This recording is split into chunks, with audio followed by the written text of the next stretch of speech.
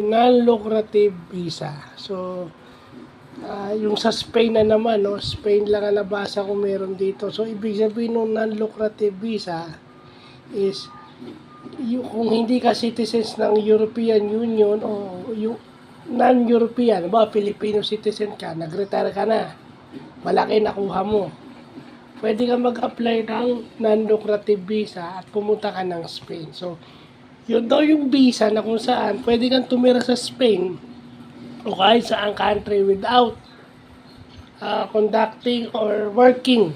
Kasi pag digital nomad ka, nagtatrabaho ka eh. Binigyan ka ng special residency permit dahil ikaw ay magtatrabaho doon. Dito, kahit hindi ka magtrabaho, kaya nga non-lucrative. So, ibig sabihin, may pera ka dapat para doon, yung cost of living allowance doon. Masakyan mo, hindi ka basta-basta bibigyan. Pero, for educational purposes, maganda rin na malaman natin to na may ganito pala. Non-lucrative visa. So, yan lang pa.